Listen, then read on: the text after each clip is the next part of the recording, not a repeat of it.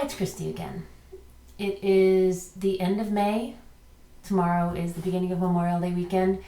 A lot of the schools with which we work are out, which is amazing to me. My son has about a month left, despite all the snow days.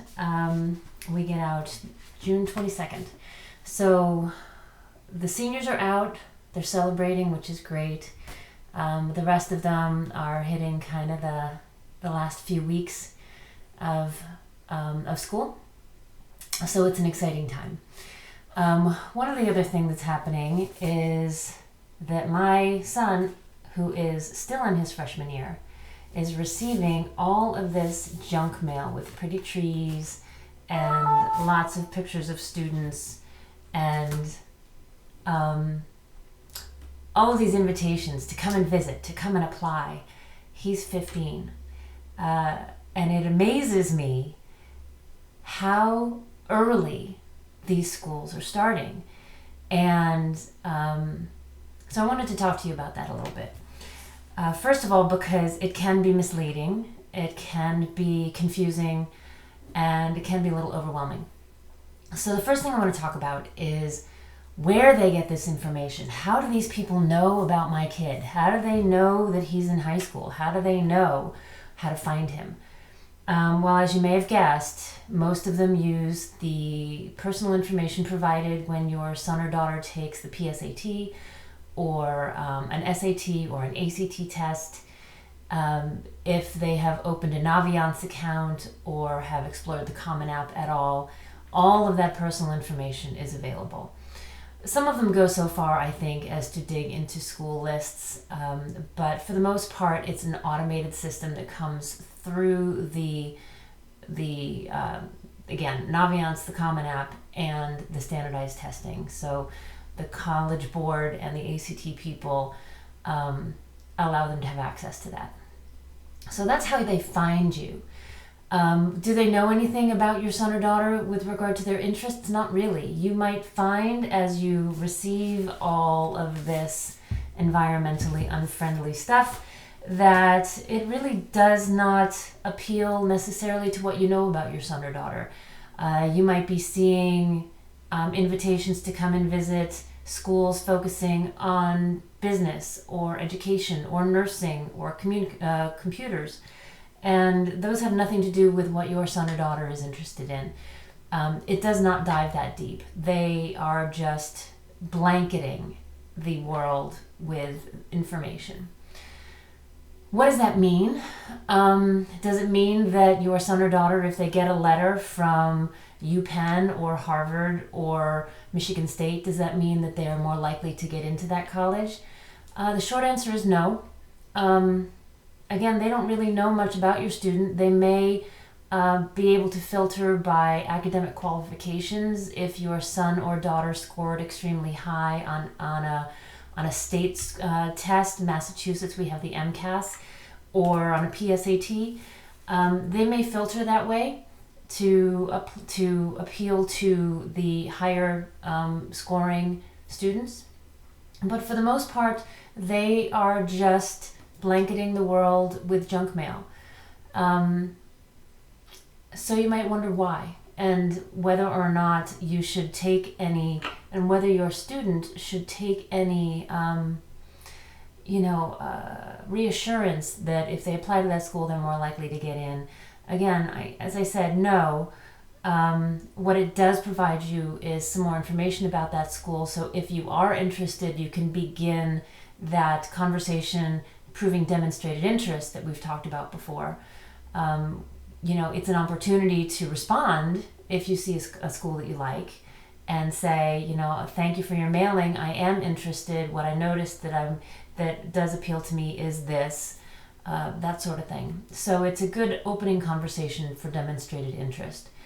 But don't allow yourself or your student to think that if they get a letter, I read an article recently, this student got a letter from Yale and said, congratulations on your academic achievements. As you plan, we hope you'll include us in your considerations.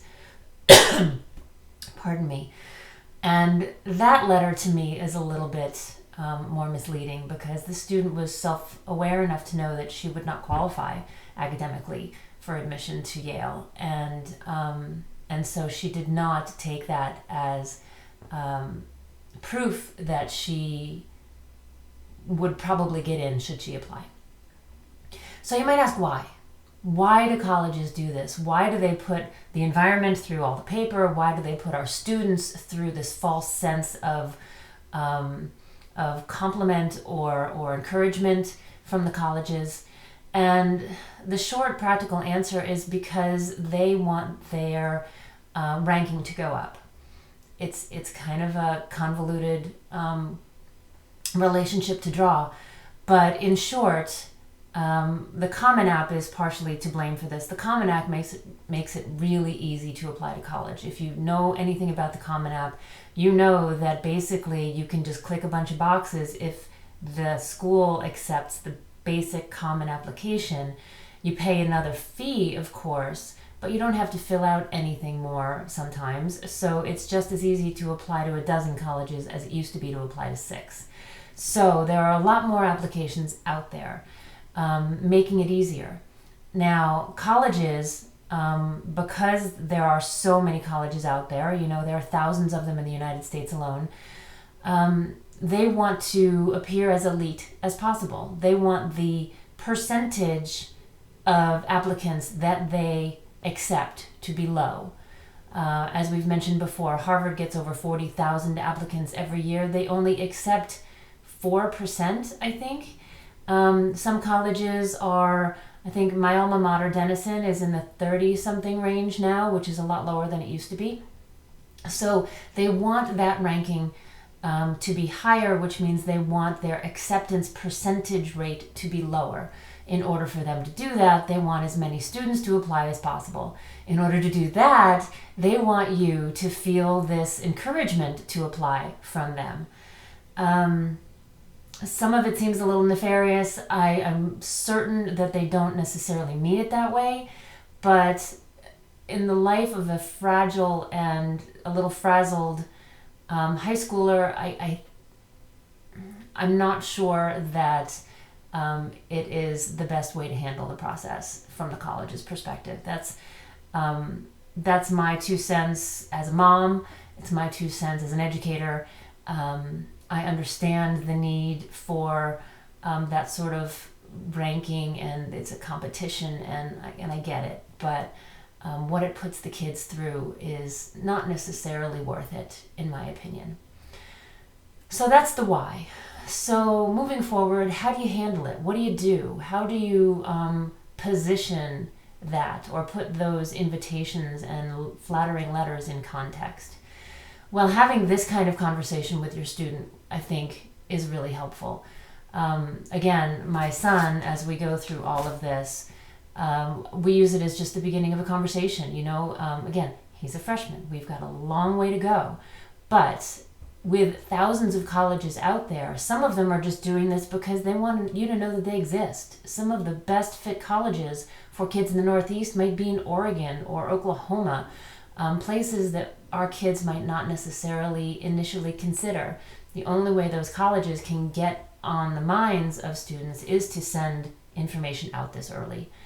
So in that way, it can help your student start thinking about college this much earlier, which in turn, I believe, will make the process richer and have more depth when they come to filling out their college application process.